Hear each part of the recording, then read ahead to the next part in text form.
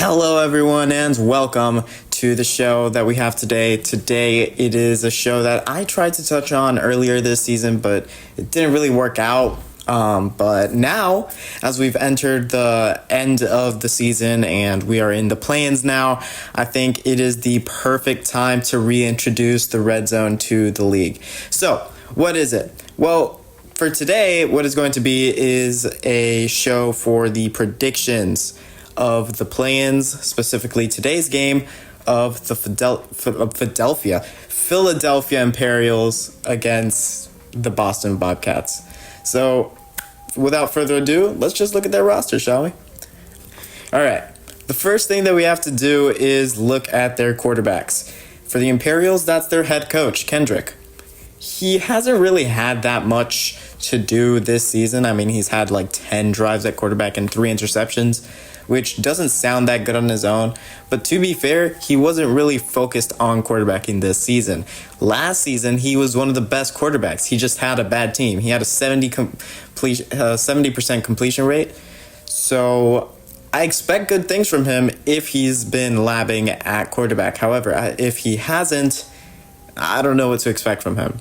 Meanwhile, he's going against the Bobcats University president, Lurking. And nobody really expected him to really do much as a quarterback. He has 40 drives and 10 interceptions thrown, which doesn't really sound that good compared to Kendrick's 3, but he also has 4 times the drives as a quarterback, so it's not too surprising. And the Bobcats have been going against like pretty good teams defensively. But I do still expect Kendrick to do better than Lurking, even though he has less experience, I guess, this season, because he just has more of a drive as a quarterback. Meanwhile, Lurking is just a tight end. Now, the blocking cores for both of the teams are decent, with Imperials running at ASO for center position, which it may be a shocker, but like his debut has no sacks or TFLs allowed. So let's not like jump into conclusions here. And he also he's going to have time. He has Damon and he has Deadly to give him time to decide who he wants to lane. And Damon and Deadly have actually been really good on DE as well. They've both got a combined 6 sacks, I believe. Yeah, 6 on defense. So that's going to help them. However, the Bobcats have Saggy, who was last season's TB winning center DE, and he has 50 drives, more than 50 drives this season, and only 9 sacks against him. And he also has played with Deadly, so it'll be fun to watch because they were both on the I forgot the name of the team, the Bulls or something. USF. They were both on that team, so it'll be interesting to see. But he's been a powerhouse at DE as well, Saggy.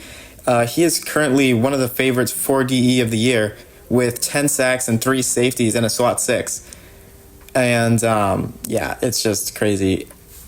And with him, he does also have Soccer and For the Alliance, who are both top-tier tight ends. And on DE, he's with Lurking, who he himself has 3 sacks at the DE position.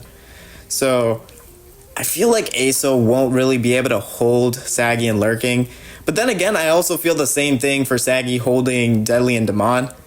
But I do think that Saggy has been too much of a factor to really say that it's going to be Imperials winning this little part of the battle. So I do expect Saggy to show out today. Or tonight, rather. However, wide receiver-wise, it's not even close. Bobcats have a crazy edge. They have Haw and Manipulation Isn't Real, who are both like a dynamic duo from last season's Notre Dame. And had Haw not been suspended, that would have been a scary team. And Haw right now is the 8th best wide receiver in yards, and he's tied for 5th in touchdowns. And both him and Manipulation Isn't Real are both top 30. And they also have LeBrod, who's their head coach, and Fine, I don't know how to, Finesse? Yeah, Finesse actually is probably what his name is. They have Finesse, who they've been doing decently. Finn, I see him a lot in Gotti and stuff.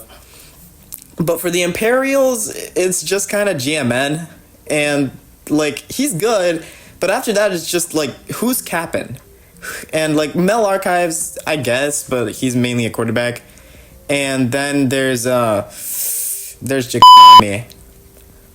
We're gonna blur that out. We can't say his name for like reasons. I don't know.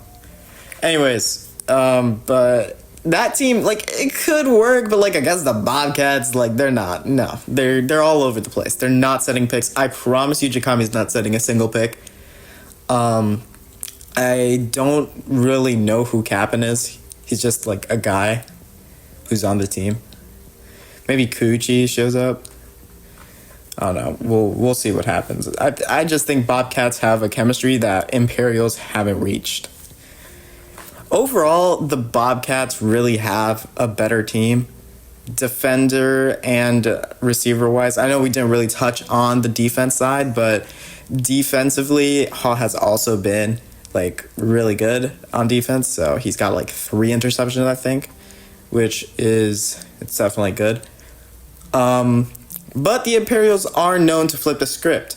So what we're gonna do for this part of the show is we're going to have an interview with Imperials' head coach and quarterback Kendrick, who's on the line right now. So we have some questions for him. So, hello, Kendrick. I hope you're having a good day today. We're going to give you some questions. Hopefully you can answer those for me. And the first question that we have for you is, how do you plan on improving upon what happened the last time that you guys faced each other? Because for all the people who do not know, this is not the first time that they face each other. I believe it was in Series 1. Was it? No, it was Series... Yeah, it was Series 1. Game 2, Imperials lost 14-43 to the Bobcats. So, Kendrick, how do you plan on fixing that? Me and Lurking talked about this, and I already did all I could to get in his head. He knows it was a 7v8, and he was throwing flashes when I had no MLB all first half. I don't know what he will do about Damon and Deadly. I think he gave a pretty worried answer. I could hear it in the text. I think this time we have something to prove, not only to Lurking, but to OCFA. Yeah, I would agree with that. You definitely have something to prove now, to prove that your rebuild did work. Which, speaking of the rebuild now, just a little question on the side. Your team had the second worst start to the league with 12 points scored and 85 points scored against you in your first 2 games. Second worst because Jacami at Blue Fire. But my question to you is, how did you do it? How did you turn this team around? Now, I'm going to tell you guys real quick. This guy, when I sent him this question, he said, 1 sec, please, on Fortnite. Wait, no. 1 sec, please, on Fortnite. So, we know his priorities. Anyways, so, Kendrick, how did you do it? It was mostly the motivation that those first 2 weeks I had dual HCs who didn't really care if we won or not. So I went and picked up 8 people advertising a rebuild. Some people like Disney called us a Mickey playoff berth due to 3 of our 4 wins being forfeit wins. But it was hard to find other contenders in D4 and D5. But yeah, I promised these guys a deep run / ring, so we'll see what happens soon. All right, well, hopefully you will be able to follow up on that promise, and I hope you do know that I will be making you a Mickey Mouse GFX if you lose this, which I hope you don't. But moving away from him, he's gone.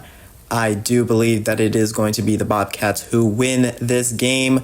Imperials may put a bit of a challenge, but I do think Bobcats just has too much chemistry that Imperials don't have. Imperials are all over the place.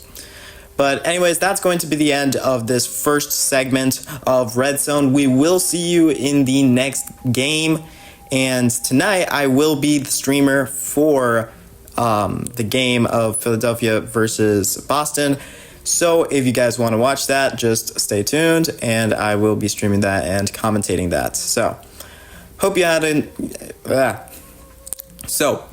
hope you enjoyed listening to this, and I've been Qlitched. Peace out, everyone.